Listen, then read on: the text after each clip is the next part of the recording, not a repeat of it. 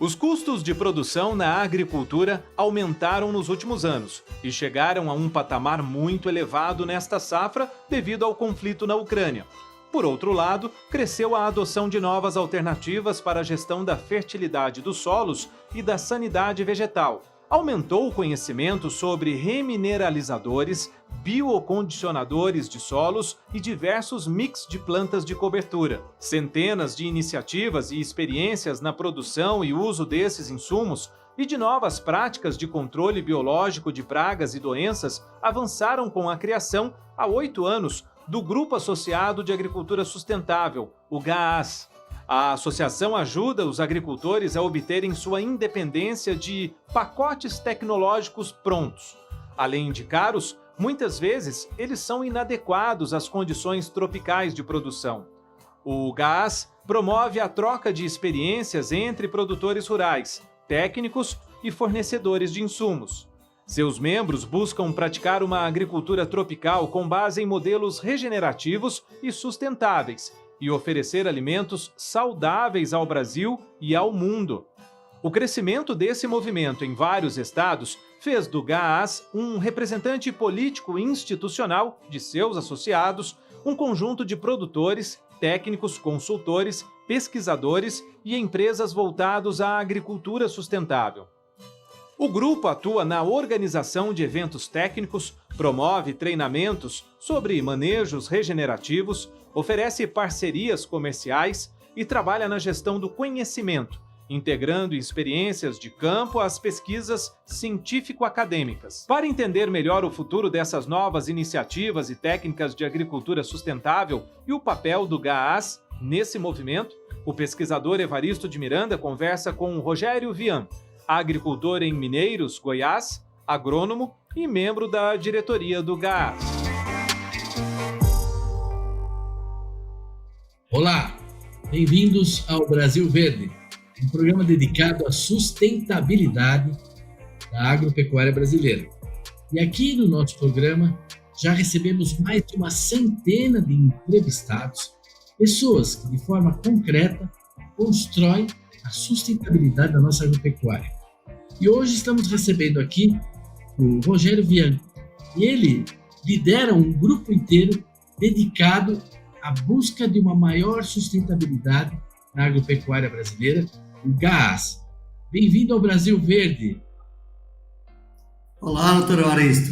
Obrigado pelo convite novamente aí. É um prazer estar aqui participando com vocês nesse belo programa aí, conduzido pelo senhor. Rogério, o prazer é nosso recebê-lo aqui. Você é produtor rural, diferenciado, não é? Você pode contar um pouquinho para nós a sua história, não é? Onde você nasceu, como é que você foi se encaminhando para essa busca de uma agricultura mais sustentável, etc. Conta um pouquinho a nossa história, onde é que você está, onde é que você produz, para as pessoas te conhecerem melhor. Tá, joia. Bom, eu já sou nascido, praticamente já me considero goiano, apesar de ter nascido no Mato Grosso, em Barra do Garças, no Mato Grosso, mas meus pais vieram para o Centro-Oeste já em 1974. Em 75 eu nasci em Barra do Garça.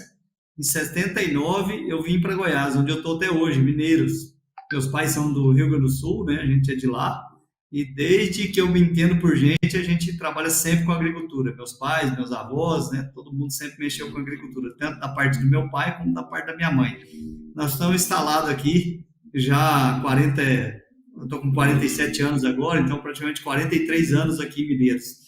E a gente sempre mexeu com agricultura, no início com soja, no início com arroz, né? E depois com soja, né? Soja, e aí veio depois o milho safrinha e tudo mais. Essa região nossa aqui é uma região bem diferenciada, a gente está no entorno do Parque Nacional das Emas, é um patrimônio mundial da humanidade, e a nossa propriedade faz divisa com o parque, a gente está dividido apenas pelo asfalto, né? E no fundo da propriedade, né, a gente tem a nascente do Rio Araguaia, muito próxima da fazenda também. Então, é uma região realmente bastante diferente, né, bastante pressionada ambientalmente, né? Então, a gente procurou desde sempre aí. Eu fiz agronomia, né? Formei nos anos 2000, fiz agronomia e técnico agrícola antes. Então, a gente estudou muito essa questão já nessa época que eu fiz agronomia, é a questão da sustentabilidade. E começamos a adotar técnicas aí como plantio direto, né, a partir de 94, 95, né, quando começou realmente ficar forte o plantio direto aqui na região, a gente já começou a colocar o plantio direto em prática, já junto com meu pai.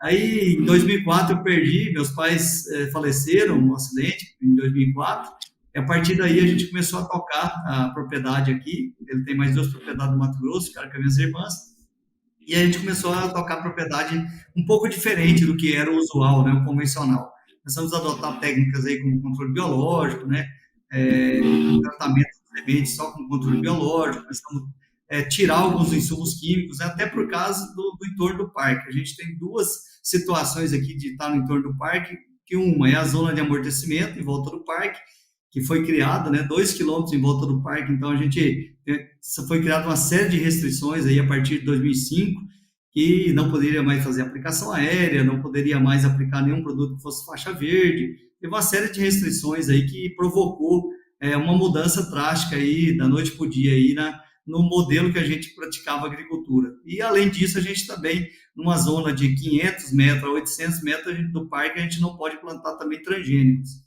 Então, por causa da questão do parque também, que tem essa restrição, quando se vieram os transgênicos para o Brasil, se criou essa restrição do não plantio transgênicos em torno dos parques nacionais. Então, a gente tem essas 2 restrições, e por isso que a gente começou a mudar esse modelo há muito tempo aí. A gente já está nesse modelo de biológicos aí há mais de 18 anos já.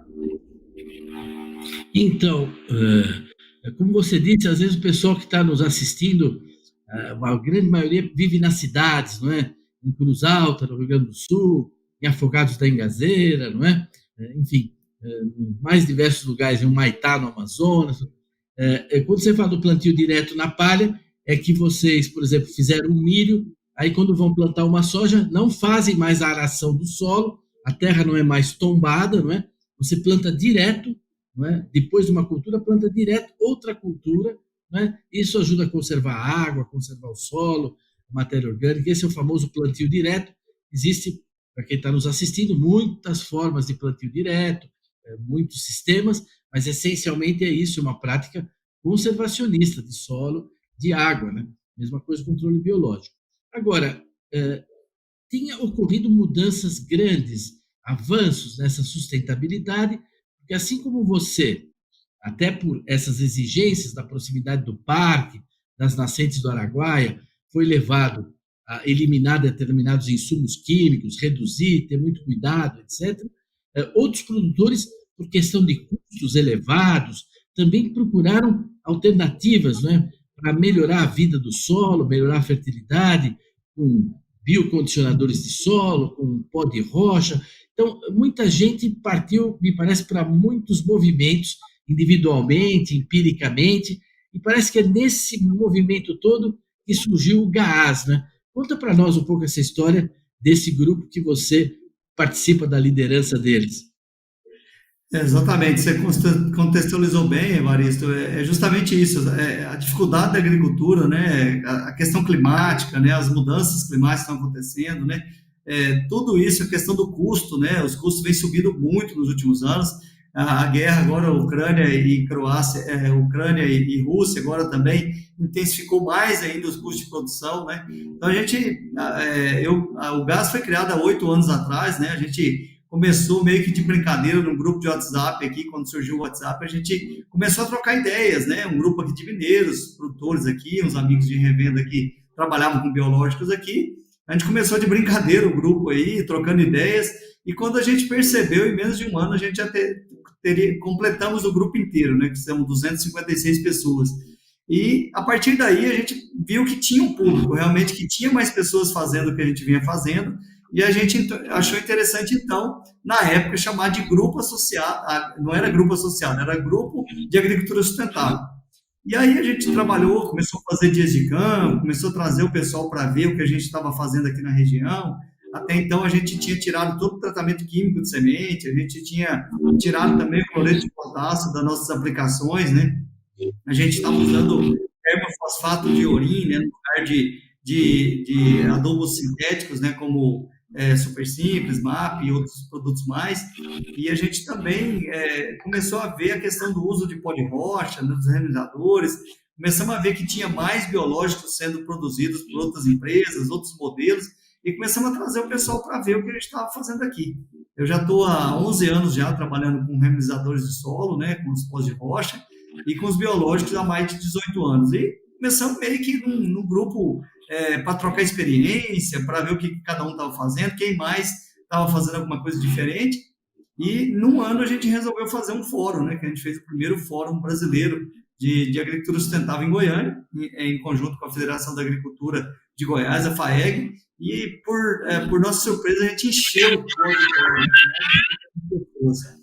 E a partir daí a gente viu que realmente o grupo deveria melhorar, deveria se profissionalizar, e a gente começou a abrir grupos regionais, né? Hoje a gente tem 5 grupos regionais, né, de cada estado, que é justamente isso que o GAS faz, né? Hoje há 3 anos a gente resolveu a fazer um CNPJ, né? Há mais de 3 anos e meio agora, criar um CNPJ, criar uma diretoria, porque a gente ia conversar com as pessoas no Ministério da Agricultura e em outros órgãos, as pessoas perguntavam, mas vocês são quem? Vocês representam quem? E aí a gente resolveu criar um CNPJ realmente para ser representado, para poder representar os produtores. E aí a gente criou força, né, de poder estar participando de reuniões dentro do Ministério da Agricultura, dentro de governos estaduais, governo federal também. E a gente começou a trazer pesquisadores, consultores, agricultores do Brasil inteiro, para discutir o quê? Agricultura feita de forma regional, com insumos regionais. Esse é o fundamento principal do GAAS. A gente trabalhar com o máximo de insumos regionais. A gente não é contra nada. A gente não é contra adubo químico, contra defensivos químicos, não. A gente simplesmente está trabalhando com a maior sustentabilidade, reduzir custo de produção, reduzir de forma responsável o uso de defensivos agrícolas, até para poder melhorar realmente a rentabilidade. Hoje a gente tem um risco muito grande, a rentabilidade está caindo bastante, os custos aumentaram bastante, e claro, a gente também tem que diminuir o máximo o uso de ingredientes ativos, né, defensivos, não só no entorno do parque, mas no Brasil todo. E com isso a gente está conseguindo ter mais lucro, né, uma rentabilidade maior e protegendo mais o meio ambiente e nossos colaboradores. E a gente faz isso de maneira prática. Hoje a gente já está em mais de 1 milhão de hectares no Brasil, né, os nossos consultores atendem a mais de 5 milhões de hectares, consultores que estão dentro do GAS, e a gente tem feito pesquisas empíricas, né, a maioria dos produtores trocando ideias realmente do que funciona, do que não funciona, do que cada região está utilizando, né, os materiais que tem em cada região. A gente trabalha muito com compostos, né, compostos orgânicos também, que estão nas nossas regiões. Então é isso, a gente não faz nada de grande, de mirabolante, mas a gente tentou trazer para larga escala esse modelo de agricultura que era feito em pequena escala. É isso que a gente faz hoje.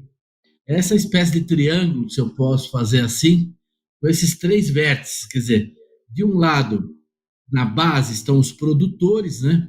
E produtores que são empreendedores, produtores que são inovadores, que não estão acomodados, que assumem riscos, que estão procurando alternativas, né?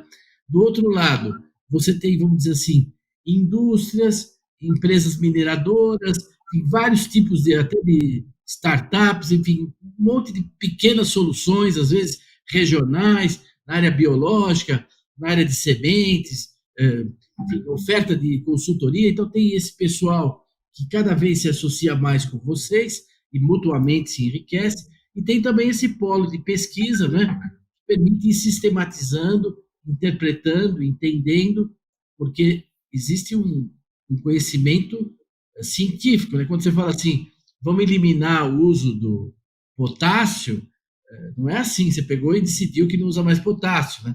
Você analisou o solo, você viu o que tinha, ou fósforo, quer dizer, uma série de coisas que não é, você não aboliu o Lavoisier, né? Não é que agora você inventou uma coisa que faz aparecer potássio no solo, faz aparecer do nada fósforo, né? Mas e tem uma base científica, então, nesse próprio diagnóstico, e é claro, também para analisar os experimentos, as experiências. Acho que essa é uma das grandes virtudes, né? Unir assim, o setor privado, o setor produtivo, o setor de inovação, de pesquisa, e em escala regional, porque são soluções que muitas vezes se aplicam ali, para aquele público, para aquele tipo de agricultura, não é para generalizar para todo mundo, como você disse, vocês não são contra nada, né? Vocês são a favor da sustentabilidade e de rentabilidade maior para o produtor, né? Perfeito, doutor. É isso que a gente faz hoje, por exemplo. Quem são nossos parceiros? Várias Embrapas, a Embrapa Territorial, onde você foi presidente até recentemente aí, né, chefe da Embrapa Territorial, a Embrapa Arroz e Feijão, a Embrapa Cerrados, a Embrapa Senargem, várias Embrapas, a Embrapa de Campo Grande, são várias Embrapas. Nós temos mais de 60 pesquisadores hoje, só das Embrapas nós temos mais de 60 pesquisadores participando ativamente do nosso grupo. Além de universidades também, universidades estaduais, universidades municipais também, os IFs, né? A gente tem um grande programa aí no estado de Goiás, aí, que é o Programa Estadual de Bioinsumos, que está envolvido aí diversos IFs, universidades federais, universidades estaduais, que estão fazendo pesquisa. A gente não está inventando nada, a gente não está achando nada, tem um monte de gente pesquisando, e a gente, como produtor, está testando em pequena, larga escala. Ninguém começou a fazer isso em área total. A gente começou com área pequena, começou a testar, começou a ver que funcionava e foi escalando isso. Hoje a gente tem muitos parceiros, o próprio GAPS aqui de Rio Verde, né, que é um grupo de apoio à pesquisa do Sudoeste Goiano, é um grupo bastante grande, mais de 200 mil hectares, que também apoia e também está fazendo esse tipo de pesquisa lá dentro. As AproSojas, a CNA, né, a própria Abrapa, a GOPA, né, Associação Goiana dos Produtores de Algodão, o IGA. Então, a gente tem grandes instituições de pesquisa aí trabalhando também. Está todo mundo procurando soluções mais sustentáveis. Empresas de semente, genética de semente, mais adaptada a esse tipo de agricultura. Empresas de produtoras de mix de plantas de cobertura, por exemplo. A gente hoje trabalha muito fortemente a palhada, né, melhorar a condição do plantio direto, fazer um plantio direto de melhor qualidade, né, de maior resiliência. A gente está tendo problemas severos aí com seca. Nossa região aqui mesmo, nós tivemos 40 dias praticamente sem chuva, agora em outubro e novembro. Agora nós estamos com quase 1.000 milímetros de chuva em 40 dias. Então a gente tem que trabalhar diversas variáveis e o custo aumentando cada vez mais e a gente ficando refém, às vezes, muitas vezes, de pacotes prontos, né, que não atendem de forma completa o que a gente precisa. A gente faz uma agricultura muito regional e esse é o grande diferencial que eu vejo do nosso grupo. O Rio Grande do Sul faz uma agricultura totalmente diferente do que a gente faz aqui no Centro-Oeste, que é diferente do Sudeste, que é diferente do Norte e do Nordeste. Não dá para generalizar. Antigamente a gente tinha uma semente de soja que plantava de norte a sul do país, uma fórmula de adubo que se plantava de norte a sul do país. Não é mais assim. Então a gente tem que trabalhar regionalmente, com consultores regionais, com pesquisa regional e com os insumos regionais. A gente tem muitas ferramentas. A gente costuma falar isso o tempo todo. A gente não faz agricultura com balas de prata, com o pó de rocha, a salvação da pátria, os biológicos. Não. A gente trabalha com um monte de ferramentas. A gente trabalha com homeopatia, a gente trabalha com remizadores, trabalha com mix de planta de cobertura, com fungos, com bactérias, com vírus, com parasitoide, macro e microparasitoide, são muitas ferramentas. E a base toda é conhecimento, e é conhecimento científico, acumulado há muitos anos por milhares de pesquisadores que a gente está levando para a prática, levando para grandes áreas. Esse é o grande diferencial. Nós temos produtores hoje de 400 mil hectares dentro do nosso grupo, para você ter ideia. A gente trabalha desde produtor de meio hectare de alface até produtor de 400 mil hectares. A gente não trabalha por cultura, né? A gente trabalha a agricultura de forma geral, né? Um sistema agrícola, né? O general de Gaulle, né, que foi o presidente da França, né, uma vez perguntou o que ele achava, um dos pesquisadores da França, né, que precisava ter pesquisadores da França. Ele falou que a França precisava mais ter achadores, né, precisamos ter mais achadores do que pesquisadores. Realmente, no grupo de vocês são achadores, né, são pessoas que estão achando soluções. Também vocês têm feito um certo atalho entre experimentos de pesquisadores que rapidamente já passa para os agricultores, sem que isso faça um longo caminho, às vezes através de indústrias, de associações, nada. Já tem muita gente testando diretamente com vocês essas alternativas, né? Para as pessoas que estão assim nos assistindo, quando ele fala de biocondicionadores de solo, que existe uma vida biológica nos solos. Tem fungos, tem bactérias, tem nematóides, tem minhoca, tem de tudo no solo. Essa vida do solo é fundamental porque interage com a planta, com as raízes, eles fazem trocas, enfim, todo mundo sabe da complexidade, da necessidade de manter vivo esse solo. E o biocondicionador, isso é muito, pode fazer uma analogia com o nosso intestino, né? Se você tiver com as bactérias erradas no intestino, desequilibradas, você seu intestino não funciona direito, você não absorve nutrientes, não adianta comer de monte, não vai funcionar, o intestino tem que estar bem equilibrado, toda a flora, a microflora do intestino, etc. Né? É a mesma coisa do solo. Então, quando os biocondicionadores são como se fossem assim probióticos, né? Muita gente toma probiótico para melhorar a flora intestinal, etc. É uma espécie de probiótico e que são produzidos, esse é um aspecto que você falasse, muitas dessas alternativas são produzidas na fazenda, né? On farm, né? Hoje tem uma capacitação, uma seriedade de produção local, assim como vocês procuram minerais, minérios, mineradoras na região, evitando o custo de transporte, se adaptando, etc. Mas existe uma produção nas fazendas, um salto, né, qualitativo no cuidado com a produção agrícola na propriedade, não é isso? Perfeita analogia que você fez, doutor Evaristo. Realmente é isso. É o que a gente tem no estômago, já chamam de segundo cérebro, né? Se a gente tiver uma flora intestinal toda bagunçada, né? Nós tivemos problemas na nossa flora intestinal, nós vamos desencadear uma série de doenças. A grande maioria das doenças nossas está ligada ao nosso estômago, né? Ao nosso sistema digestivo. E não é diferente no solo, não é diferente para nossas plantas. A doutora Ana Primavera, que é uma das grandes mestres que nós tivemos aí, falecida recentemente, ela sempre falava isso. Solo doente, planta doente, animal doente, ser humano doente. Solo sadio, planta sadia, animal sadio e ser humano sadio. Isso, a gente trabalha muito com essa premissa. Então, a gente tem que ter um ambiente equilibrado. E os solubilizadores, né, a própria questão que a gente consegue fazer com toda essa questão dos condicionadores, dos biocondicionadores do solo, é fazer com que a gente equilibre esse ambiente, que é o solo, que é a parte mais importante que a gente tem da nossa agricultura. A gente faz uma agricultura muito mais de base biológica hoje do que a gente fazia há tempos atrás, né? A gente importou uma agricultura de clima temperado, mas na verdade a gente está num clima tropical e a gente tem que fazer uso da biologia, né? A gente costuma atacar muito o problema de pragas e doenças, né? Mas a gente tem feito tantos cursos, tantos treinamentos com mestres aí nessa área de sustentabilidade, né? Que mostram que não, que a gente acaba desequilibrando o solo. Quando a gente desequilibra o solo por uso excessivo de defensivos, adubos químicos e tudo mais, ou até por manejo errado, a gente desequilibra o sistema. Quando você desequilibra, você favorece a praga.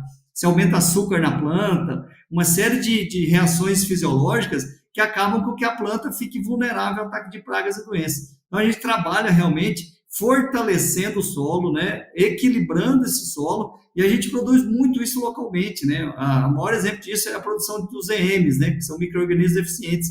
Hoje a nossa maior riqueza, parece até, a gente até se emociona de falar nisso, mas são nossas matas, são nossas reservas nativas, né, são nossas APPs, nossas reservas legais. É ali que está a maior riqueza. A gente coleta nossos micro-organismos eficientes ali, onde nunca foi defensivo químico, onde nunca foi adubo químico, ali que está a nossa riqueza. A gente pega aquilo ali, coleta, tem uma técnica milenar aí, que é a coleta dos EMs, né? E a gente produz aí dentro de bambu, com arroz, né? Tem uma técnica aí milenar nisso, e a gente reproduz isso, escala isso, e coloca no nosso solo de novo. Para quê? Para que a gente equilibre esse ambiente nosso, que a gente reintroduza nos nossos solos micro-organismos que a gente não tinha mais ali naquela microbiota, né? Então é isso que a gente faz, a gente favorece que ali se crie um tricoderma, se crie um metarrísio, bovéria, né? Fungos que são extremamente, que estão no ambiente, mas que por uso, às vezes, muito uso de fungicidas químicos, por exemplo, acabam matando esses fungos que são benéficos. Então o que a gente está fazendo é equilibrar, é manter essa vida, manter esses fungos que estão de forma natural na nossa agricultura, mesmo fazendo ainda muito de monocultura, muitos de nós ainda praticam a monocultura, mas a gente consegue, diminuindo os defensivos, né, de fungicidas principalmente, a gente consegue favorecer a vida. E a gente vê exemplos aí nos grupos, você mesmo participa de um grupo com a gente, o quanto a gente beneficia a vida. E aí você começa a ver inimigo natural, você começa a olhar mais inimigo natural do que praga, você começa a ver aranha, você começa a ver gafanhoto, você começa a ver joaninha, você começa a ver vários inimigos naturais que estão controlando as pragas.